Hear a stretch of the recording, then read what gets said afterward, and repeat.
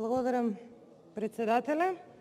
Почитувани граѓани, денеска го разгледуваме предлог финансискиот план на Регулаторната комисија за енергетика и додека нејзиниот председател присутен денеска на пленарната седница ги средува впечатоците од Хрватската ривиера, ние да почнеме со укажување наше, а секако со самото тоа и на граѓаните, што ова регулаторна комисија значи и направила за мизерниот живот на граѓаните во Република Македонија по однос на покачувањето на електричната енергија.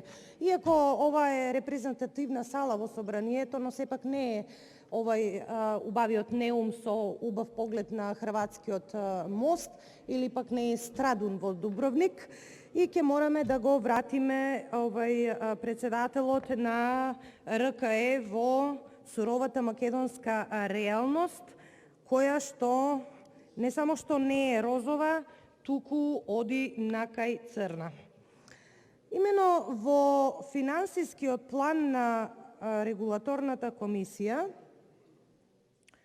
се вели, еве наскратено, ги имаме извадено ние трошоците на Регулаторната комисија.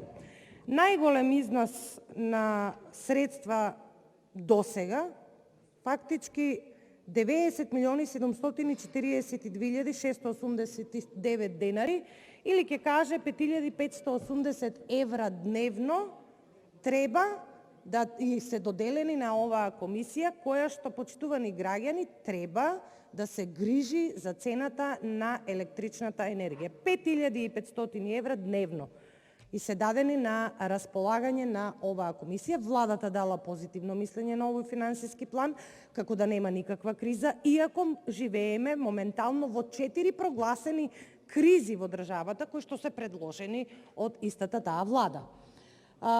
Регулаторната комисија за 2022 година предвидува да троши за кафе 83 евра на ден. Регулаторната комисија предвидела 33% поскапа струја. Регулаторната комисија за 2022 година ќе плаќа 39,5% повеќе за бензин и за нафта. И со тоа можете да предвидите и да видите дека ја предвиделе покачувањето на електричната енергија, но истиот тој председател на Регулаторна комисија за енергетика, иако ние ја велиме Регулаторна комисија за чување на бизнисите со тендери на фамилијата Заев и Јанѓушев, на 5 октомври 2021 година, на континуираните забелешки и протести на опозицијската ВМРО ДПМНЕ, за кои што бевме обвинувани дека спинуваме во јавноста, па дури и се подсмеваа зошто протестираме, пред време го знаевме неработењето и криминалното работење на сите оние кои што се одговорни за енергетиката во Република Македонија. Овој председател изјавува на 5 октомври 2021 без паника, струјата нема да поскапи. Ова го говори овој председател.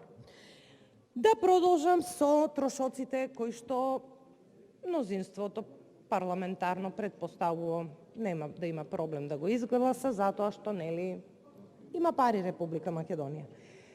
1760 евра месечно за одржување на зграда. И се видите, Регулаторната комисија е сместена во нова зграда, која што е дел од проектот, многу напаѓаниот проект Скопје 2014. Се логично е прашањето, кога се вселувате во нов објект, како тоа ви се потребни 1760 евра месечно за одржување на нешто што е ново?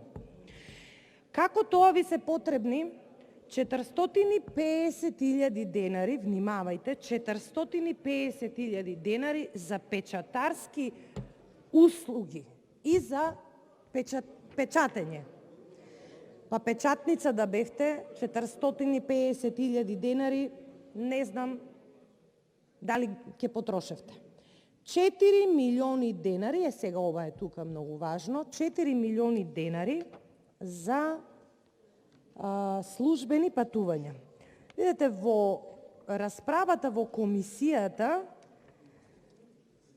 говоревме, имавме што да си кажавме многу работи со председателот, но тој една од предностите на регулаторната комисија ја кажа дека толку многу биле добри вработените во регулаторната комисија што биле први во светот.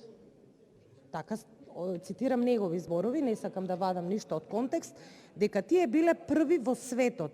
Па сега логично е прашањето, ако сте први во светот, зошто тогаш дозволувате вакви шокови, ако знаете дека во Република Македонија, богами, над 500.000 граѓани живеат само со 2 евра месечно.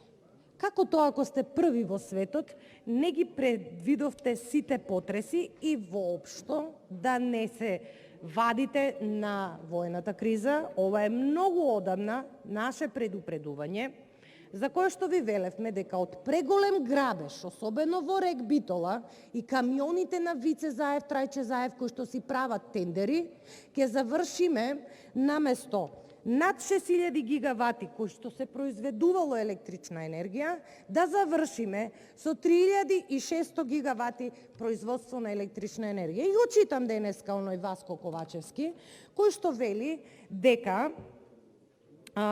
минатата година од ноември па до сега се потрошени 165 милиони евра и дека мора да оваа година да се обезбедат уште 100 милиони евра, замислете, и да се задолжиме кај Европската банка за обнова и развој со кредити од 50 до 100 милиони евра. Ово е истиот тој Васко Ковачевски, кој што во Истгейт Мол, така велат, има елитни дуќани, па еве предлог нека си го продаде елитниот дуќан или дуќани. Сите тие кои што ја покрале македонската енергетика и овие тркалата кои што вртат за фамилијата, да сватат дека Македонија се наоѓа во многу голема, невидена економска криза и да престанат, а секако ќе дојде ден и да одговараат. Нема многу време, но би сакала малку да обрнам внимание и на кадровските решенија кои што оваа регулаторна комисија ги предлага, освен постоечките, се зголемила за 100% од 20 и нешто на 40 и нешто вработени и бараат уште 5 вработувања. Се во тие експерти во оваа регулаторна комисија има кандидати кои што не ги исполнуваат условите. Еден од тие е Андреј Тасев, се разбира, партиски лик, кој што го заменува Панче Орцев и не ги исполнува условите за да биде член на регулаторна комисија.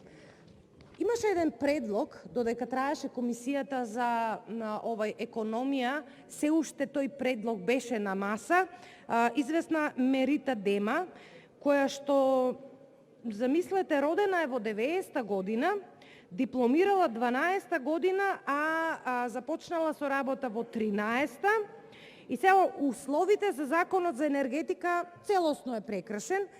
Таа нема 15 години искуство и не можела 10 години да работи во сферата на енергетиката. Јас на комисијата кажав дека или се работи за некој вундеркинд кој што на 12 години почнала да се занимава со енергетика, па треба да ја номинираме за некоја Нобелова награда, или пак толку многу не ги интересира законското решение и што бара законот, па ете некако исчезна на седницата овој предлог, дали поради нашето говорење, не знам, ќе треба да го каже тоа председателот. Значи, почитувани граѓани, да резимирам, Единствено оваа влада што направи и во поглед да кажеме и во гасификацијата, сите сте тука сведоци, почитувани колеги, како во доцни ноќни часови пред 2 години се носеше закон со кој што се одлучуваше за решавање на судски спорови, внимавајте, и 33 милиони евра на Гама се префрлија пари за 25 години стар гасовод.